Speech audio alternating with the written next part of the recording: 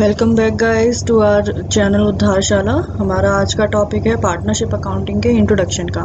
तो अकाउंटिंग सीखने से पहले हमें ये जान लेना चाहिए कि पार्टनरशिप क्या होती है। तो partnership is a relation between persons who have agreed to share the profits of a business carried on by all or any of them acting for all. Simple सा मीनिंग है इसका कि पार्टनरशिप का मतलब क्या होता है।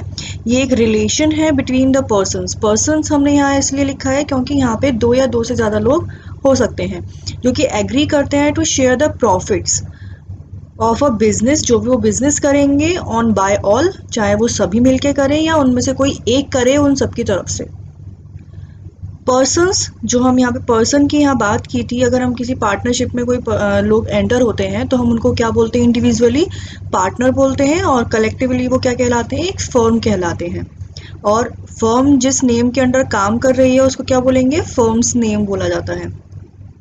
आगे हम बात करते हैं कैरेक्टरिस्टिक्स ऑफ द पार्टनरशिप, जिसमें सबसे पहला है टू और मोर पार्टनर्स। जैसे मैंने अभी आपको बताया कि केवल अकेला बंदा कोई पार्टनरशिप नहीं कर सकता, जिसमें दो या दो से ज़्यादा लोग इंपॉर्टेंट हैं। दो या दो, अगर दो से कम हो जाते हैं, यानी कि अगर दो में से एक रह गया तो पार्टनरशिप ख़त्म हो जाती है। यहाँ पर मैक्सिमम लिमिट एक्ट ने नहीं दी है, इसलिए हम यहाँ पर मैक्सिमम लिमिट की बात नहीं करेंगे। सेकंड है प्रॉफिट शेयरिंग। देखिए, ज़रूरी नहीं है कि वो केवल प्रॉफिट शेयर करें, वो लॉस भी शेयर करते हैं। बट जब वो पार्टनरशिप ड्रॉ करते हैं, जब वो पार्टनरशिप बना रहे हैं, तब वो यही सोचते हैं कि प्रॉफिट होगा और वो उनका जो मेन मोटिव होता है वो प्रॉफिट शेयर करना ही होता है। बट इसका मतलब ये नहीं है कि वो लॉस शेयर नहीं करेंगे, जिसमें कि वो profit and sharing ratio decide कर लेते हैं। नेक्स्ट है एग्रीमेंट। उन सभी के बीच एक एग्रीमेंट होता है, चाहे वो रिटन हो चाहे वो ओरल हो, लेकिन एग्रीमेंट ज़रूरी है। नेक्स्ट है no separate entity. No separate entity का मतलब होता है, सेपरेट एंटिटी का मीन्स होता है कि फॉर्म और उसके पार्टनर्स का जो लायबिलिटी है वो अलग अलग होगी, बट ऐसा नहीं है। पार्टनरशिप में उनकी कोई सेपरेट एंटिटी नहीं होती है, यानी कि पार्टनरशिप फर्म कोई सेपरेट एंटिटी नहीं है। अगर पार्टनरशिप फर्म में कोई लॉस होता है और वो उसको पूरा नहीं कर पा रही है तो उसके लिए पार्टनर्स अपनी पर्सनल प्रॉपर्टी से भी उस लॉस को रिकवर करते हैं। नो परपेचुअल सक्सेशन, जैसा मैंने अभी आपको बताया था कि अगर दो में से अगर एक ही पार्टनर रहेगा तो पार्टनरशिप फर्म खत्म हो जाएगी। इसीलिए इसका मतलब है कि पार्टनरशिप फर्म में अगर कुछ भी गड़बड़ होती है तो ऐसा नहीं है कि अगर उसके सारे पार्टनर्स की डेथ होगी तो पार्टनरशिप फर्म चलती रहेगी जैसे कंपनी चलती रहती है, बल्कि फर्म बंद हो जाएगी।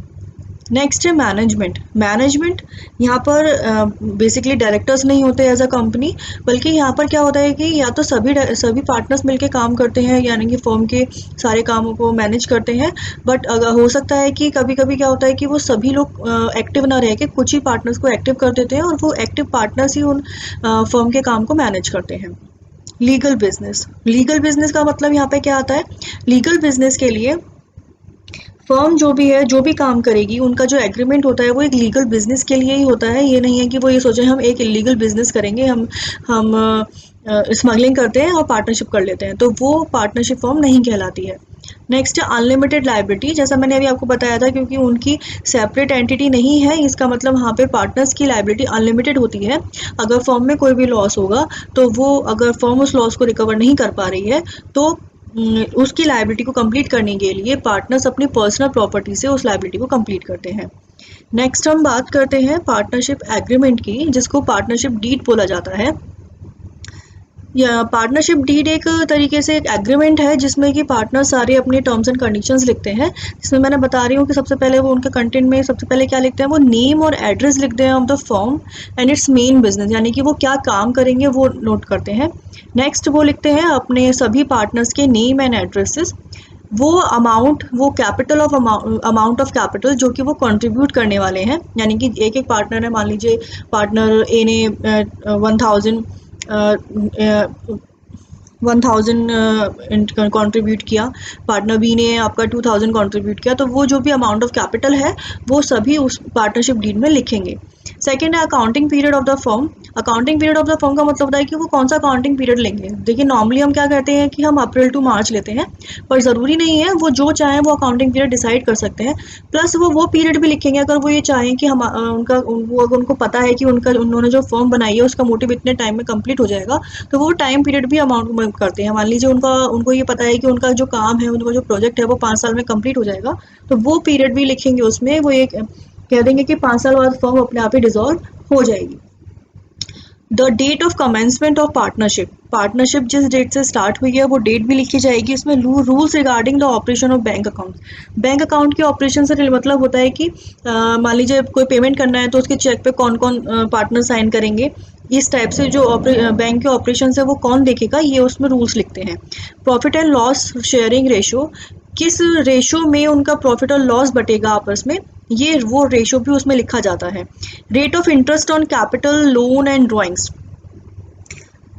कैपिटल पर अगर इंटरेस्ट वो लेना चाहते हैं तो वो उसको उस रेट को भी डिसाइड करेंगे। अगर कोई लोन है तो उस पर रेट क्या रहेगा, ड्राइंग अगर वो करते हैं तो उस पर क्या रेट रहेगा, वो सारे रेट्स भी उसमें लिखे जाएंगे।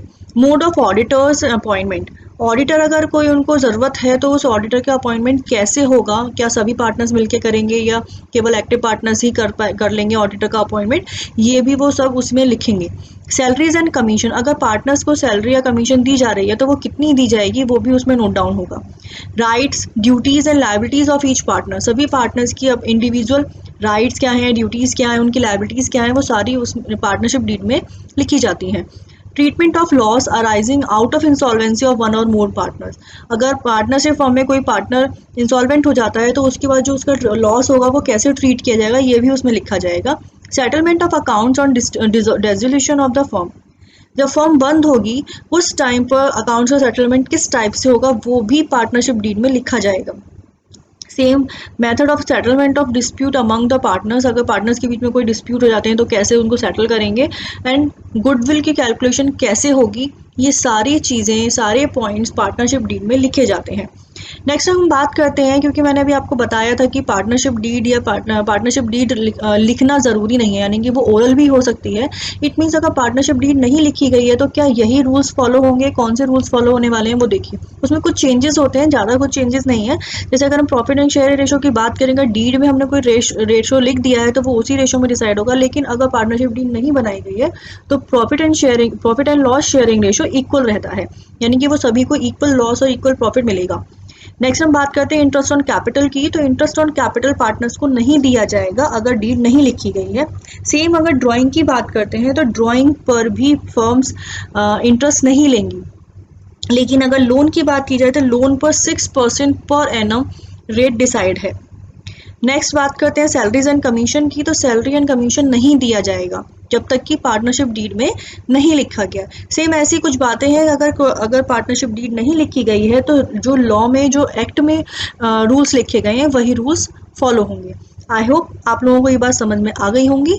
अब हम नेक्स्ट लेक्चर में आगे इसके अकाउंटिंग के बारे में बात करेंगे। Thank you.